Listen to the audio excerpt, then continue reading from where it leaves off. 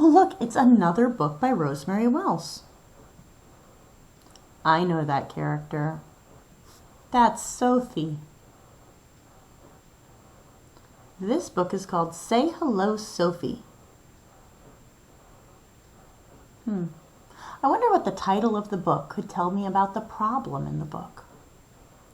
One of the last books that we read was called Use Your Words, Sophie. And getting Sophie to use her big person words instead of speaking in gibberish, that was one of the problems in the book. We read Time Out for Sophie, and one of the problems in the book was that she was making bad choices and had to keep going into time out. This book is called Say Hello, Sophie. What do you think the problem is in this book? I think you're right. I don't think she knows how to say hello. She needs to say hello. Let's read Say Hello, Sophie by Rosemary Wells.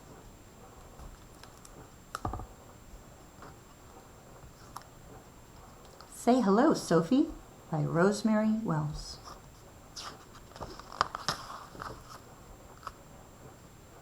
In the window of Belinsky's bakery was a tray of crocodile cream puffs. Sophie wanted one.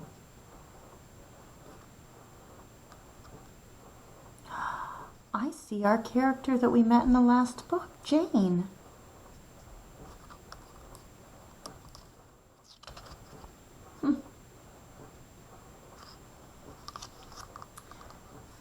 Hello, darlings, said Mrs. Belinsky to Sophie and Jane. What do we say, Sophie? Asked Sophie's mamma.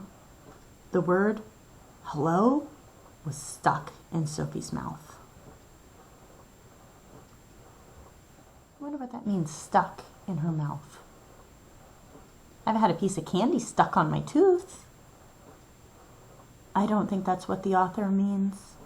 Let's look at the illustration to get a little bit of a clue to understand what the author means. What do we notice about Sophie?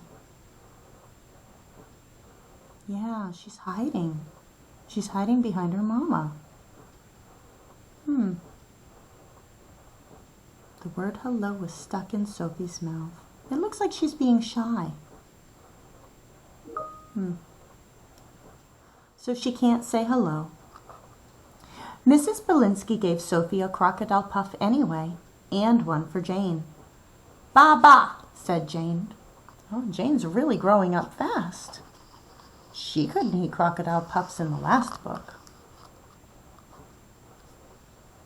What should Sophie say to Mrs. Belinsky? She should be saying please and thank you. Yeah, we always use our pleases and thank yous.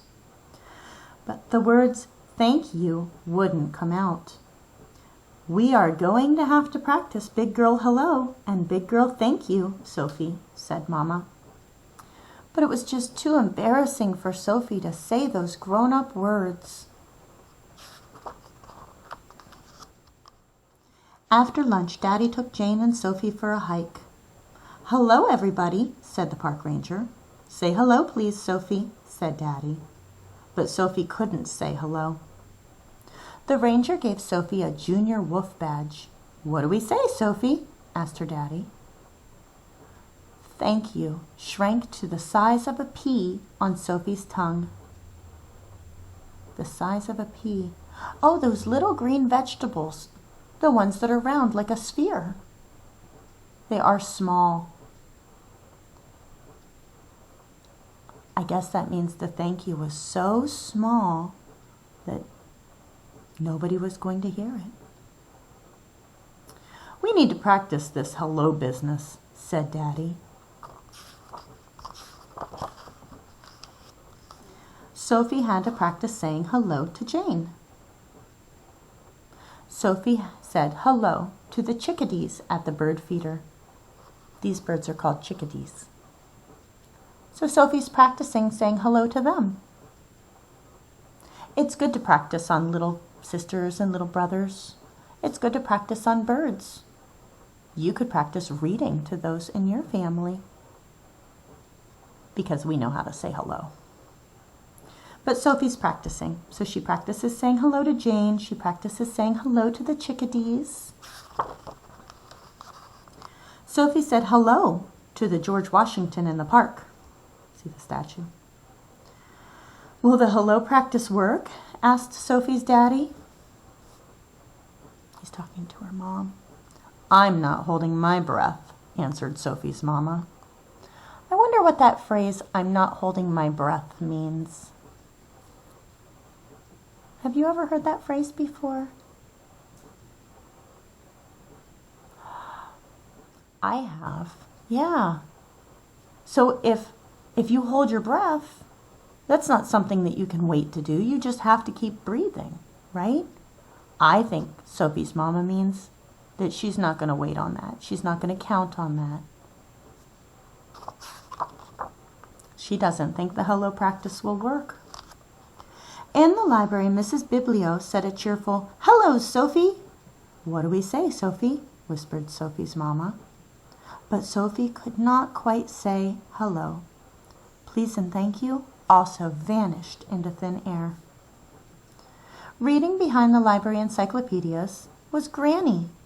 Granny overheard the whole thing. What do we know about this character, Granny? Yeah, she's a problem solver. She usually helps come up with the solution in the book. And if the problem is that Sophie can't seem to say hello, please, or thank you, I bet Granny can help find the solution. I wonder what her solution will be. What do you think she'll do to get Sophie to say please and thank you and hello?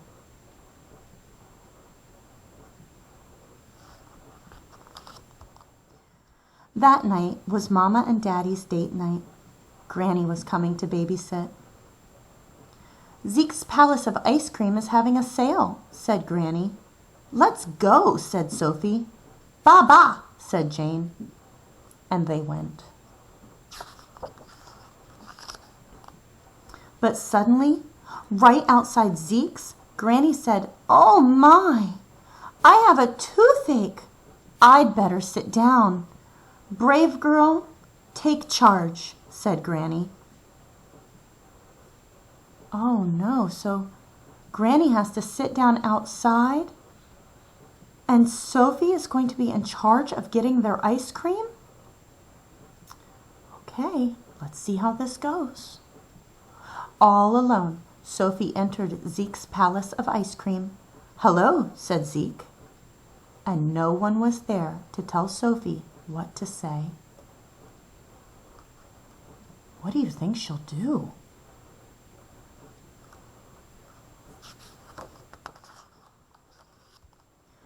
"Hello," said Sophie. 2.5 strawberry surprises, please." "Coming right up," said Zeke. "Thank you," said Sophie. "Goodbye," said Zeke. "Come again." "Goodbye," said Sophie. Did Sophie use her words? She did, and she did a great job of it. She said please, she said thank you, she said hello, she ordered their ice cream. She's doing great with using her words. Did Granny find that solution again? Well, what did Granny do? You're right. She pretended to have a toothache so that she could sit on that bench. I don't think she had a toothache at all. The strawberry surprise did a world of good for Granny's tooth. You know, when I have a toothache, I don't want ice cream. I think Granny was pretending to have a toothache so that Sophie would have to go be on her own, and she would have to be brave. Mama and Daddy came back from the movies. "Good night, Sophie," said Granny. "Good night, Granny," said Sophie. "And good night, Jane," said Granny. "Hello," said Jane. What was Jane supposed to say? When somebody says good night to you, what do you say? Do you say hello? No. But it looks like Jane's trying to learn to use her big girl words too. Yeah. When you're an older brother or an older sister, everything you do is an example to those little people in your life. So how is this book the same as some of the other Sophie books that we've read? How is it different? We've read Time Out for Sophie, Sophie's Terrible Twos, Use Your Words, Sophie, and then we read this one, Say Hello, Sophie. Looks like there's another one out there called 10 Kisses for Sophie. I wonder what that one is about.